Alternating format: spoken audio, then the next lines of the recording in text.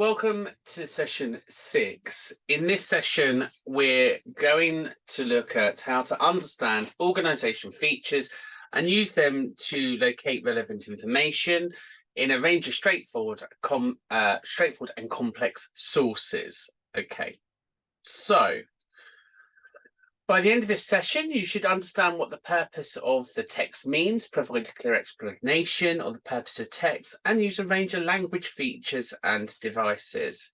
You should be able to identify a range of presentation features, such as bullet points, titles, headings, images, and so on, and explain why presentation features are used in text. You could identify the use of pronouns, positive and negative language, and compositions to understand the meaning, and identify alterations, similar, and metaphors. So let's have a start. So if we think about what is a text, a text does not mean a text message. Here it means any printed or written document. So that could be a letter, book, email, form leaflet, article, or notice or notes. So the purpose of a text is, and we've covered this earlier, to persuade people, to persuade the reader to use, say, for example, green electricity, to describe how green electricity works, instruct, to tell the reader how to apply for electricity, explain, to explain why electricity is good for customers, inform, to inform readers about the need for green electricity, argue, to advise the readers the benefits of green electricity, and advise there. So there are general purposes, but you need to be specific about the purpose which readers regard to the content of the text. So the purpose of text 2, in the functional skills reading exam, you will be asked to identify the main purpose of text. So this is really important you pay notice to this, because this is about your exam. A text may have more than one purpose, so you need to focus on the main one. Do's: make sure you focus on the main purpose, not the secondary ones, and do give full explanations. Don't just write to persuade or to advise. You'll get no marks for this, and don't just write about the content, so information about traffic regulations, for example. So don't just copy it. Working out the purpose of the text. To work out the purpose of the text, you need to look at the type of text it is. So its content, the sentence structure, style, and vocabulary. Its format, the way in which the text is presented and structured, and its intended audience. So who is it for? Now I want you to now go to your Canvas account and play video 1 and watch the video about persuasive text. Once you've done that, I then want you to watch the second video, which is about the language features. So I want you to watch those 2 videos and then come back. Right, so looking then at language features and devices. So you may be asked to identify language features and how they convey meaning. Language features can include alterations, cliches, commands, direct addresses, use of personal pronouns, direct speech, or emotive language. You might look at metaphors, repetition, rhetorical questions, the rule of 3, and positive language, or much more. So looking at the alliterations there, this is where the first sound of the word repeats across a number of consecutive words. Simile, sensational, sweet, funky, flexible, phone plans, lovely, long, lemous. Now make 2 more examples of yourself. So simply, sensational, sweets, funky, flexible, plans. You might have, I don't know, let's say, for example, let's think about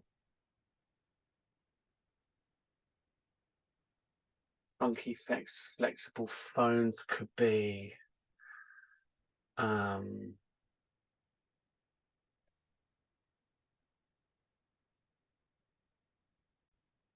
So, for example, Peter Piper picked a pepper, or she sells on the seesaw.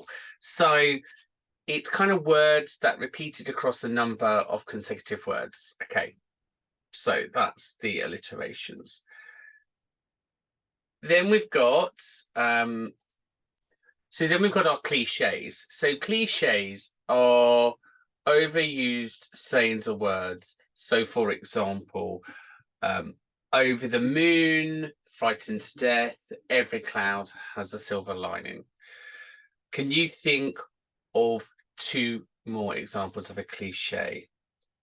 And the ones that I hear quite a lot would be something like better late than never, or never judge a book by its cover. And actually, that one, if you've watched Mary Poppins 2, they do a whole musical number on that cliche. So never judge a book by its cover. I won't jump into song and dance for you all. I will spare you. Commands. So commands are sentences that are used to give direction. Most command sentences begin with a verb, and the you is understood. They are sometimes followed by an exclamation mark. This is called an imperative. So most sentences that begin with a verb will be a command. Get out, give me your phone number, buy today, pay tomorrow, put the shirt in the washing machine. So again, can you think of 2 more commands? You might have, for example, please close the door, or turn off the light before you leave. So a command telling somebody to do something you're reading it, it's a very clear command instruction. Direct address. So direct address is where the second person, you, or the person's name is used to speak directly to the reader. From the moment you step through the door, you can't help but relax. You've got to see it to believe it. You're going to love our new menu. So again, can you think of 2 more examples? Oh, we've skipped. Hang on. Can you give 2 more examples of direct addressing? So the use of personal pronouns, these are used to create a sense of connection or disconnection. They can be used positively and negatively, and sometimes convey biasness. For example, this is my chance to shine. The running of the power plant was their responsibility and nobody else's. This is your fault or your future they're talking about. So the pronouns there are looking at the there. But again, if we think about other examples of pronoun, we've got he, him, she, her, them, they. Direct address. So direct speech is a quotation of what someone is saying using speech marks. It's an amazing invitation, says the entrepreneur. The company claimed to offer the fastest service in town. You can tell the writer is doubtful as he says, if you can believe what they are saying.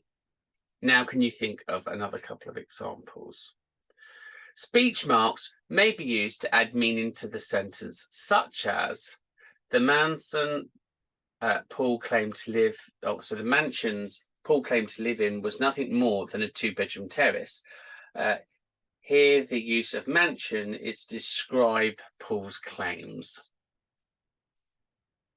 So emotive language. So emotive language is when the writer uses language to try to get an emotional reaction from the reader.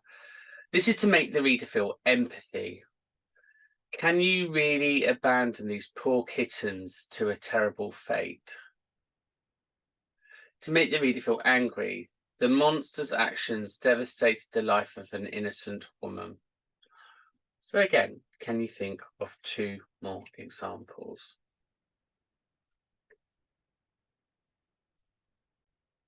So extravagation or hyperbole too. So it's when a writer overemphasizes something. So I am so hungry, I could eat a horse. I'm starving, I could sleep forever. So think about 2 more examples there that you could give. So exaggeration and hyperboles. Metaphors and similar are similar devices. So a metaphor is when one thing is compared to another by saying it as something else. This dessert is heaven. I see. Love is a battlefield. A smile comparison is when one thing or another uses the word like a or as a, clear as mud. She has eyes like a hawk. So if you can think of 2 more examples there. Good.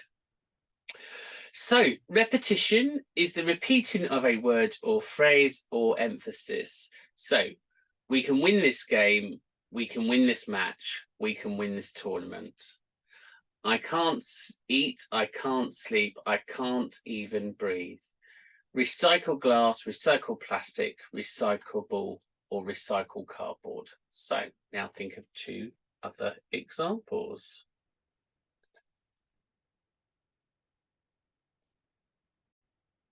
So rhetorical questions, a rhetorical question isn't intended to be answered. It is used to make the reader think or engage with the text. For example, a dog barks, or do dogs bark, sorry. Do you want world poverty to end? How should I know? Can you now think of 2 other examples of rhetorical questions? So, thinking about the rule of 3. The rule of 3 is when there's 3 consecutive words or phrases that are used for effect. I came, I saw, I conquered. Stop, look, and listen. That's the truth, the whole truth, and nothing but the truth. So can you now think of 3 other examples? So positive and negative language. Writers may use positive or negative language to lead the reader into the direction they wish, using strong, objective, or making comparisons. Alison Humphreys would make an impressive prime minister. Exval Industries have made an enormous enormous error.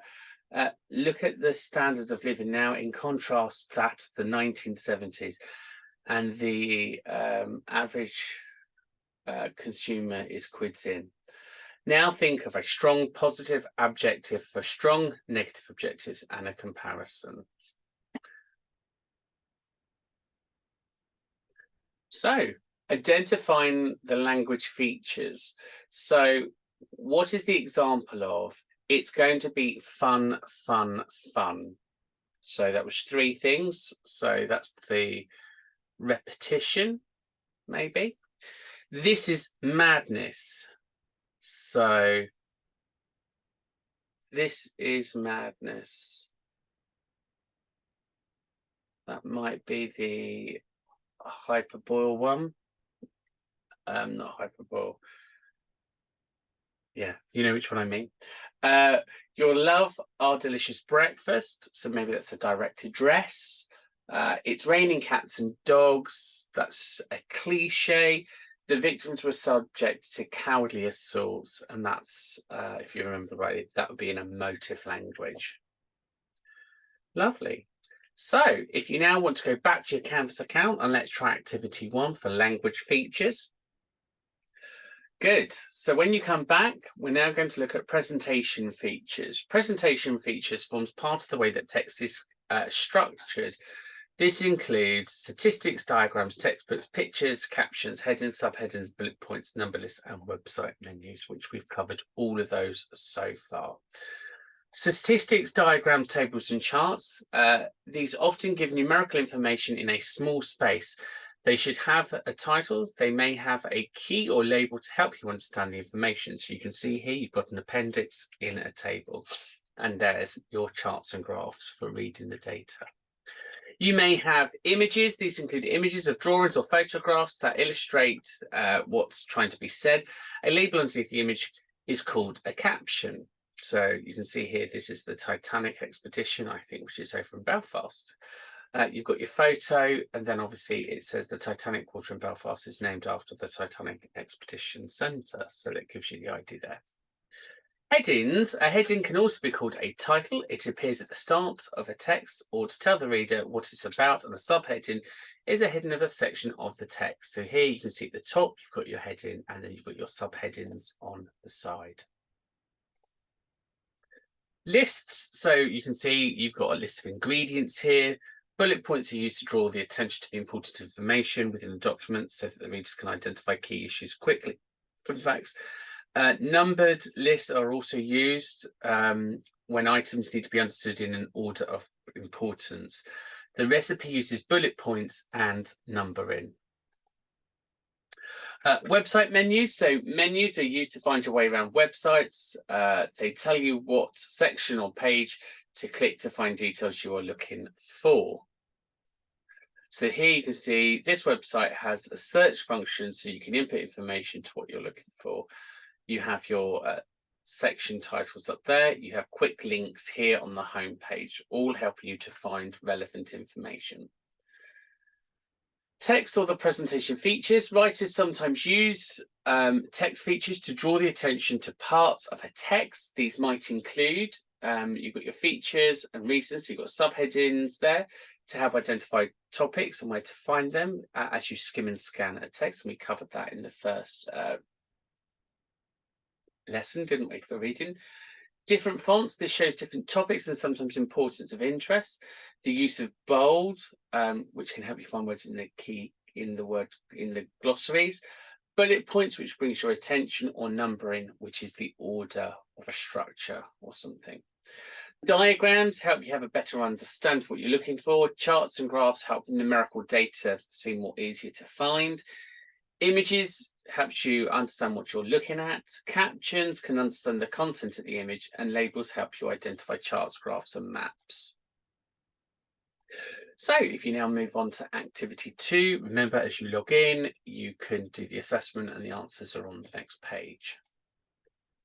So let's go to the quiz. What is the main purpose of a text? What is the main purpose of a text? Let you look, and if you said D, the reason a text is written. Good. What is a language feature? What is a language feature? Is it the main aim of a text? No. Or is it the way language is used in a text to achieve an effect? I think it's A. There you are. So, what is a presentation feature? If you said B, you would be wrong. If you said C, you would be wrong. But if you said D, the way a text is set out on the page, you would be right. So, just to recap then, the aims and objectives of this session were to understand the purpose of text meanings, provide a clear explanation on the purpose of text, and use a range of language features and devices.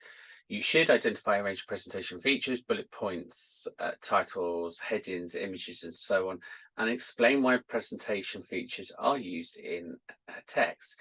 You could identify pronouns, positive and negative language, and identifying similar smiles or symbols and metaphors. Remember to complete your knowledge check. And you'll be pleased to know that is the end of that session. Please do not forget to go back into your session here. You've got your session plan, your PowerPoints, the 2 videos that you should have watched, and then your activities there to have a look at. So thanks for watching. The next lesson, we're going to analyse text for different levels of complexity, recognising their use of vocabulary and identifying levels of formality and biasness. Thanks for watching, and I'll see you in the next video.